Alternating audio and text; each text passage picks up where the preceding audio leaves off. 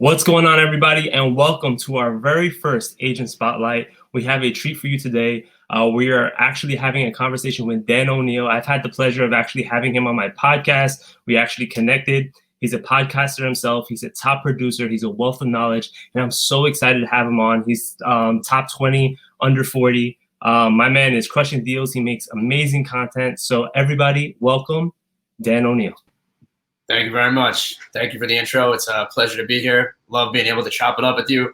We did this, I don't know, maybe like a year ago or maybe less. And we were like, yeah, we did it like at the start of COVID when we were only able to kind of communicate via Zoom. Yeah. And I did get a chance to pick your brain and actually get to know you, which is awesome. And then we actually met at an event and I was so excited to kind of see you in your element. It was awesome. Thank you, bro. Well, it's a pleasure. I love being able to do this with you. I really do. Yeah, man, definitely. So let's dive right in because I know that you have a busy schedule. You're a top producer, so you're always out there doing things. So I want to be very respectful of your time here. But tell us a little bit about where you're coming from. You actually have a very inspirational story. You started like everyone, right? You were working at a restaurant, right? Yes, sir. So you want to tell us a little bit about how you made that transition from working at a restaurant, working in hospitality, and making the transition into real estate?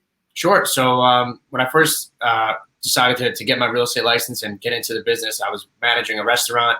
I was working 80, 90 hours a week, making the same money, not really feeling as if I was reaching my full potential, as somebody working for somebody else. And it just wasn't what I wanted to do. I wasn't happy. I fell into a pretty rough spot in my life. I was drinking a lot. I was going out. A lot of things that were, in my opinion, synonymous to being in that business at the time.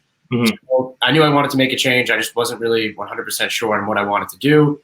I always had a passion for real estate. I knew that I wanted to do something different and make a change. So fortunately, one of my buddies, Cameron Castronova, who's in the mortgage business, mentioned to me that his company that he worked closely with, White Realtors at the time, they were doing like a new agent open house type of thing. So he convinced me to go, and it was really – the rest is history. I took the class while I was managing the restaurant. So I would be, doing tables, and I would be in the office clicking through the class. And finally, I just decided enough was enough. I quit the restaurant business, and I just jumped right into real estate with maybe 3 or 4 months of my rent saved up. And, I just figured if I put the same amount of time, energy, and effort into what I was doing at the restaurant, borderline killing myself for somebody else, that if I translated that into the real estate business, that I would hope to have success. And, fortunately, it worked out.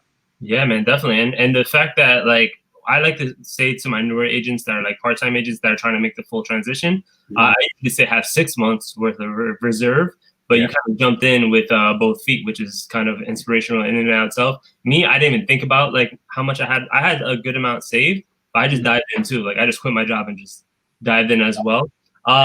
Everybody's different. I talk to people too that all the time that they're afraid to do that, and it totally makes sense.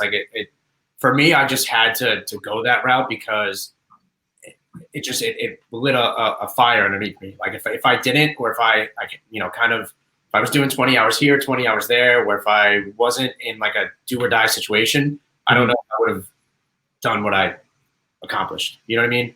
Yeah, for sure. And quick question in regards to that, because I just want your opinion. So, for example, do you feel like every agent kind of is motivated by that? Because I feel like me and you are similar in that aspect where we both dive in and they just like to fire under us and we have we're going to do or die type of situation. Right. But not I've noticed that a lot of new agents that sometimes make that full blown plunge, they don't really succeed. How long was it before you actually saw profits in your business?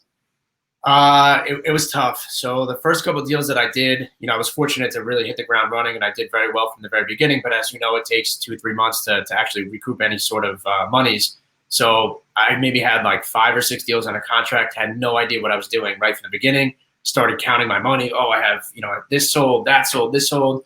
And then, overnight basically lost 4 of the 5 deals. So It really gave me a solid, and that almost made me quit the business right then and there, because now I was out of money for my rent. I was losing deals that I had banked on already closing.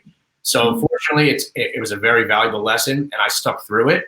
But I'll be honest with you, I almost quit 1 million times, and it probably took me – I got my first check Memorial Day weekend, and I got my license in March. So April, May, June. When's Memorial Day weekend? End of May. So it took three months to make my first money, but that was like putting money on Zillow. That was spending 80, 90 hours a week. I was in the red for probably the first like 7 or 8 months for sure. For sure, for sure. Okay, yeah, definitely. So I don't feel that alone. I was definitely negative $8,000 my first year in the business. Yeah. In regards to you saying that you hit the ground running, right? Mm-hmm. What were some things that your mentor, anybody that you were with, was telling you to do in order to start generating this business? Were you like going to open houses every weekend? Like, how did you start ramping up your business? Yeah, so few of the things that I were doing, I mean, every single day I was making cold calls. So I was calling expireds, I was calling for sale by owners. I was doing anything I could to get creative. So, I was going down to the town steps, and this is obviously pre-COVID, with my business card, and I was handing it out to all of the investors that were there to buy flips. Just saying, listen, you know what, you're bidding on a house right now. If you need somebody sell it, I'm your guy. Little did they know I had zero business, I didn't doing anything, but they didn't know really. So I was doing that, for sale by owners, expireds. I was door knocking. I was leaving stuff in people's mailboxes at their front door. My sphere of influence, I was going to everyone in my office and asking if I could post out their listings. So I would post it on my Facebook, on my Instagram. And what that basically did is it was helping advertise their listing, right? But it was also getting myself out there, and people were thinking that I was doing the business. Yeah. The perception is reality. And I never said it was my listing, that listing, whatever. All I did was just post a listing. So now people would see me out and they'd be like, "Oh my God, Dan, you're killing it." And like, I didn't have anything, like I didn't have any deals yet. Mm-hmm. So I was taking other people's listings. I was posting it out just as advertising for them and for myself. I was doing any open house I could get my hands on, asking agents if I could, shadow them at inspections. I was just involving myself in any way that I possibly could. So that way, when the time came for me to have my own clients or for me to do my own business, I was already set and ready. And I was studying like every night. Like I wouldn't go home and play Xbox. I wouldn't go home and watch Netflix. I would go home and listen to a podcast or a Tom Ferry, whoever it may be, until I fell asleep. And then I would wake up and it would still be running. So I just fully engulfed myself like 1,000% and just said, listen, you know what? I'm going to give this 6 months. If I succeed, I succeed. If I fail, I'll figure something out. Awesome. No. That's really, really, I feel like that is the startup story. You know what I'm saying? Like that is like what you have to do. You mentioned Tom Ferry, right? Mm-hmm. So what are some like training programs that you were consistently surrounding yourself with, or something that you would recommend like a newer agent listen to kind of get prime their mindset? Like I'm a big Tony Robbins guy, right? Like I love Tony Robbins. Like, so what about you? What would you say is like me, Tim Ferriss? Like I love Tim Ferriss. 4-Hour Workweek was like inspirational, life-changing for me and my business. Yeah. Do you have any specific like audiobooks or something that you always usually go to kind of prime yourself?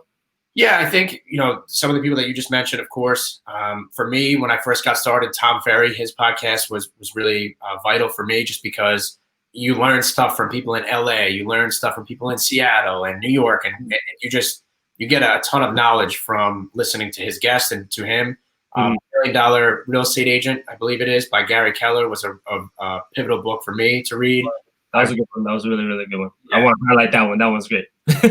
That was really that was the first thing I did. And then, Ryan Serhant's book, Frederick Eklund, those guys. But really you could just YouTube or Spotify real estate. The more that you listen to, the more that you learn.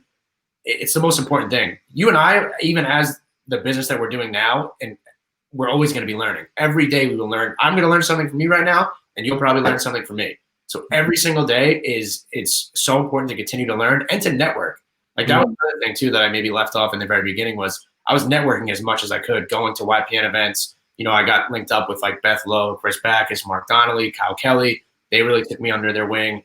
And networking and meeting people and getting your name out there is so vital, not only to clients and customers, but to other agents in the industry as well. Yeah, especially now because now I know you're getting into podcasting yourself. So go check out his podcast if you want to learn some stuff from Dan O'Neill. So what would you say are like 3 key pieces of advice that you would be able to give to a newer agent, just fresh in the business, no idea, obviously like just passed their exam and they just picked the brokerage and now they have to go? What would be like 3 pieces of advice just from Dan O'Neill? Like three pieces would be to go out and get it, right? Nobody's going to hand you business. Nobody's going to give you anything. Nobody even necessarily knows that you have your real estate license. So you need to go out and get business for yourself, right? You you eat what you hunt, or whatever the expression is. Yeah. You get what I'm saying? Reap what you sow, whatever. Yeah. So go out and get it, right? Differentiate yourself is number two. You have to be different. There are 30,000 plus real estate agents on the island. Everybody that you know has a family friend, has a cousin, has an uncle, has an aunt that is in real estate. So if you don't do something different and unique, then you're probably going to get looked over. And the third thing is, for a new agent, I would say social media. For me, social media is one of the biggest, and for you as well, and your team, is one of the biggest lead sources that I spend $0 on. I don't spend $1 on anything Facebook and Instagram related, in terms of advertising or trying to lead gen. Mm-hmm. And it's free, and that is where 90% of my leads come from.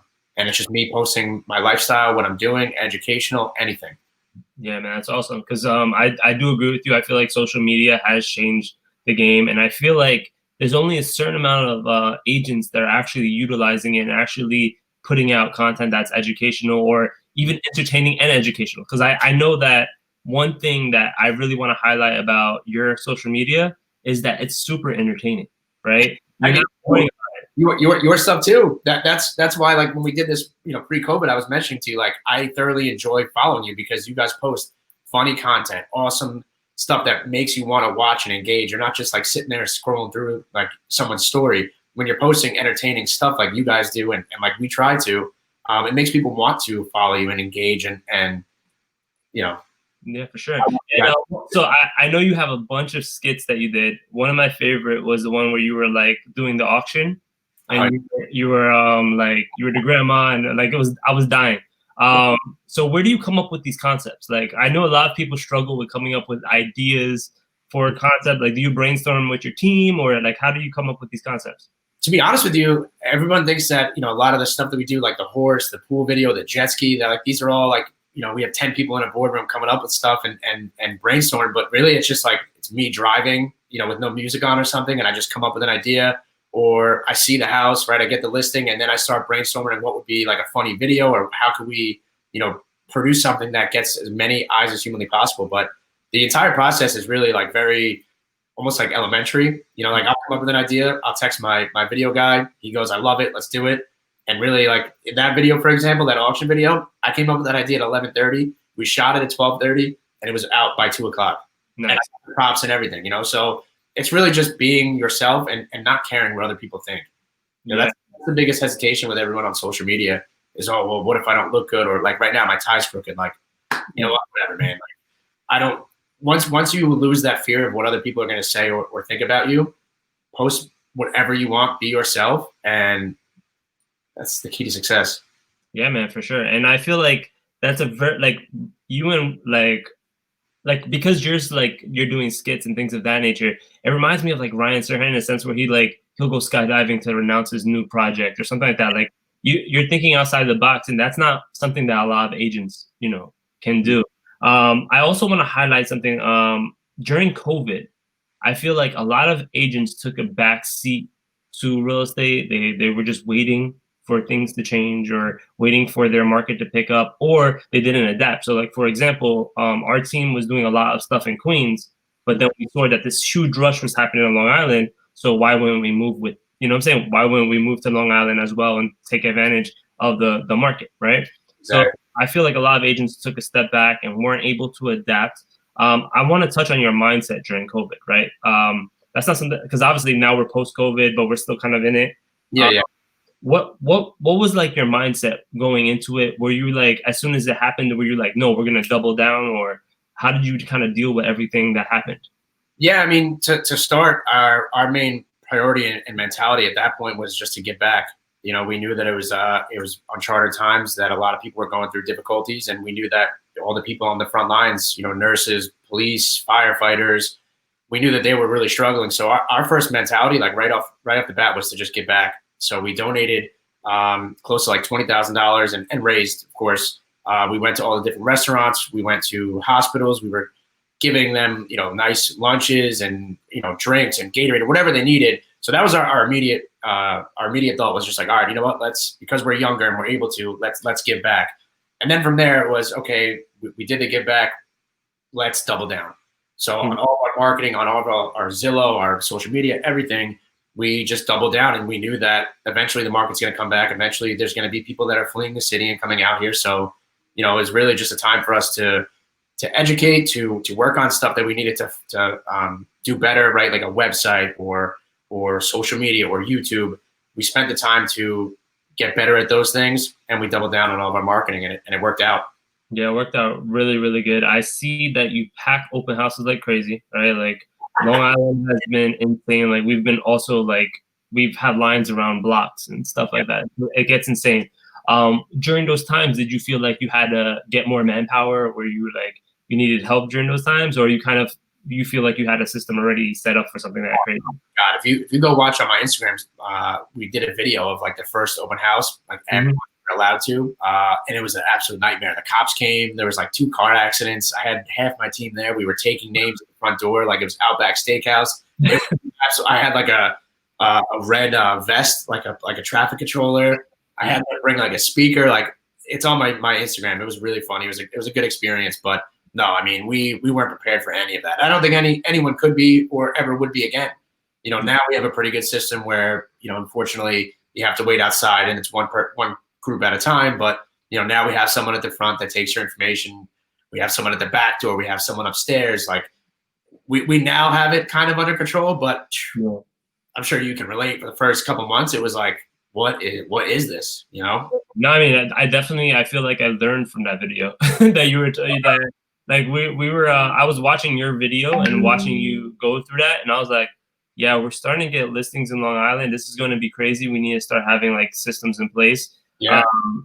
So like we had an open house app. So like Amanda would stay out in front, and then me and Sonia would like rotate through the house. So like while I would go to the back of the house, she would come in through, like she was coming up through the basement. It was like this whole crazy rotation. Yeah. And it felt like for like 3 or 4 hours straight, we're just like saying the same thing over and over and over and over again. It's exhausting, but just like you mentioned, like you have to adapt and you have to overcome. Like this is not going to be the only time we have to overcome or adapt to something. It's part of being an entrepreneur. It's part of owning your own business. Really, like you and your team, you've never had to do anything like that in your life, and you adapted. You took control of the situation, and it's really important because there are some people that did not do that. There are some people that fell off or refused to spend the marketing money, or I'm gonna go hide and I'm not gonna do anything. And I don't know if those people are gonna reach their goals for the year or for 2021. But the people that stayed relevant, that continued to push, even though there was so much uncertainty, those are the ones that are gonna come out and be successful in these next few years. Yeah, I was actually talking to Vincent Koo, who's someone that I don't know if you know him, but he said something that was very, very good. And when we were having our conversation was that during this time, this is when the emerging leaders are going to be made,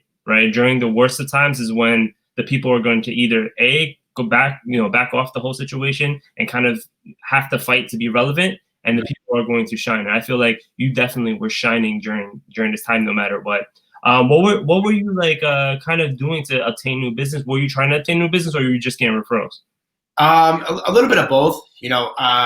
Really our main priority was just to give back in the very beginning. And I think that mentality really helped us unintentionally. Like, we do stuff all the time where we don't promote it or we don't put it on social media. The main thing was really just to get out and inspire other people to do the same if they were able to. And then from there, it really just, spiraled, and, everyone on the team started to really, their business started to pick up. I've been sitting across from me, he's 23 years old. He, did 6 figures. Half the team really started to go into their own and get into a groove, and it really just worked out for everybody, and that was really the biggest thing. But my business really mainly operates on referrals and social media and that type of stuff. And then all the advertising and marketing, for the most part, I give off to the team to let them service and do. So really, my mindset wasn't to look for new business. It was more so just to do the right thing at that time. Gotcha. No, that's awesome, and that's very admirable. So I know you mentioned your team, right? So now another good question that I definitely want to touch on, or topic that I want to touch on, is you started as a single agent and you built a team. Do you want to talk a little bit about that transition? Because I know a lot of people, they kind of rush into creating a team. Like when were you like, okay, I need to start developing a bigger team to help me out because I'm getting too busy or whatever? Yeah. So I started on my own. I did it backwards. So I started on my own, then I joined up with a team, then I left started my own team. So for me, it was just a matter of, like you said, kind of getting busy enough where, I was doing 3 open houses like every Saturday and Sunday. So I went to one open house, grabbed my signs. Of course, I'm 30, 40 minutes late to the other open house because someone walked in last minute. And, so I was just driving myself like crazy.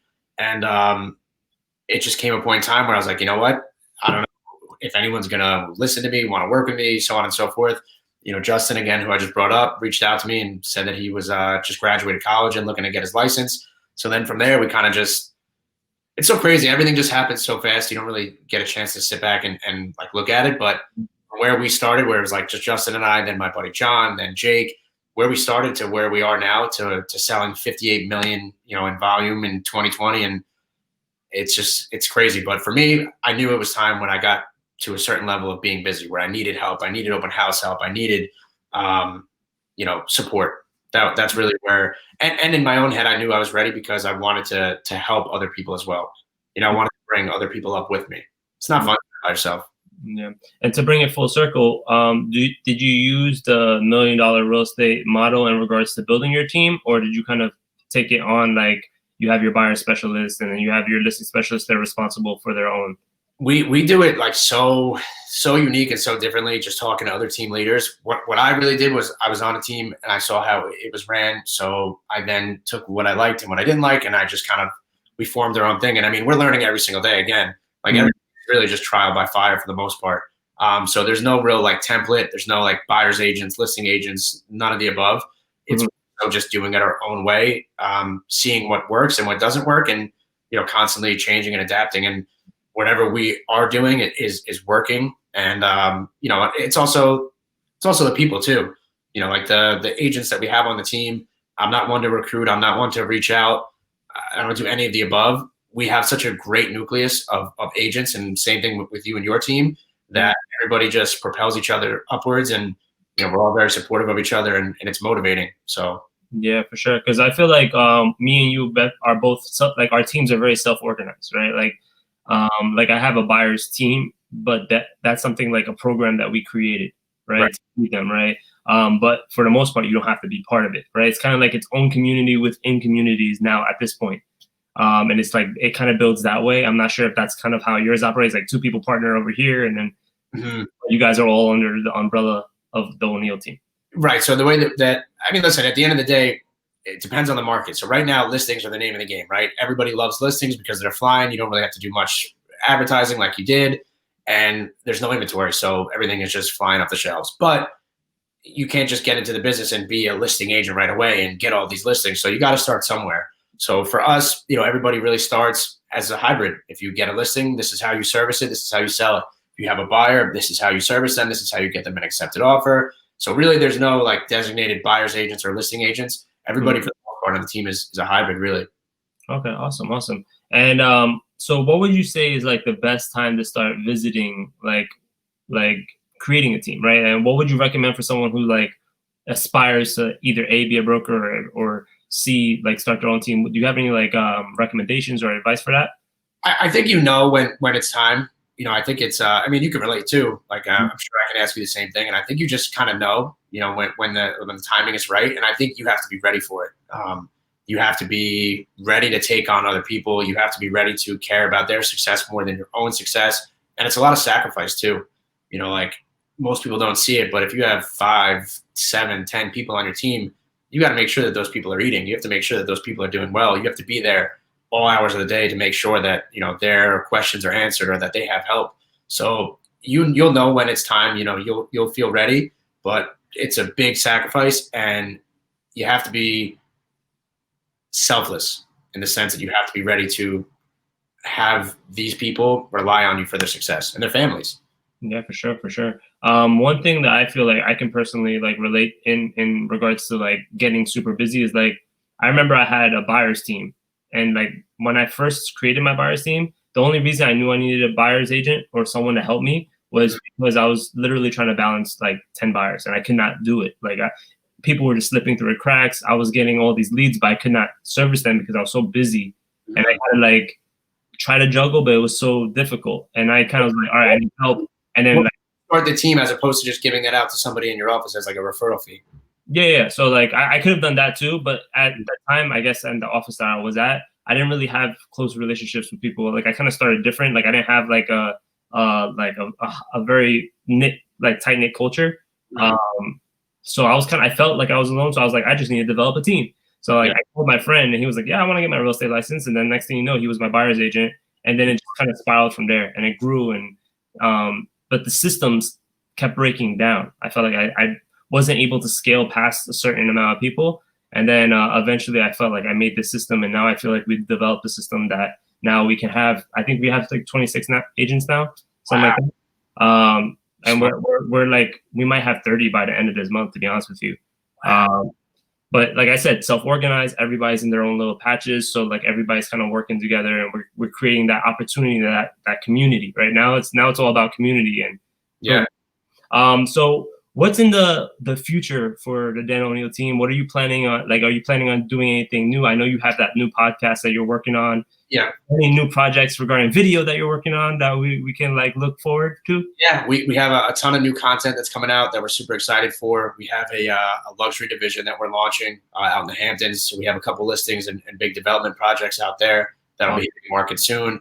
Those videos are going to be hilarious. And we also partnered up with somebody that's out in the city. So we're going to be kind of branching out that way a little bit. Obviously, unless we have a helicopter, we can't go back and forth. So now being able to refer some business out that way, out towards you guys as well. We're going to start doing that, and a lot of really good content. We're super excited. We we were the first. Well, actually, I'm not going to say it. I'm not 100% sure yet, so I'm not gonna jinx anything. But we did very, very well for 2020. So we're very excited about it. And listen, you know what? At the end of the day, 2020 was tough for everybody, man. It really, whether you sold a $50 million in real estate or not, or whoever you may have been, it was difficult. So for us, we're just looking to help the community, help giving back, help the industry. Like I love doing this type of stuff. Even if one person listens to this and learns from it, our job is done, right? So. Yeah, sure. All right, man. Well, I love it. Thank you so much for providing us with some amazing value. I feel like when people are going to watch this, the 3 pieces of advice is definitely something that they can stick with. Again, this is brought to you by Design for Agents, an e-commerce geared to providing as much value to agents as possible, whether it be marketing, whether it be apparel, or whether it be planning your business. That's where it's at. We also just launched a new product where we created a business plan for you. So if you want to learn your numbers, go over your budget, everything is in one place. So go check that out. And thank you, Dan O'Neill. I can't wait to post this. This is going to be epic. I mean, listen, when once we get the podcast schedule back, we're going to have you guys on for sure. Thank you for having me. It's an honor. Send me some of the links for you guys' merch too. I want to start rocking some of that. Yeah, definitely. We're actually going to send you a little gift. So you'll get that in the mail. So I'll hit you up on Instagram and we'll talk about it more. All right, bro. You're the man. Thank you again. It was a pleasure and an honor. Thank you again, man. I'll talk to you soon. Talk to you soon.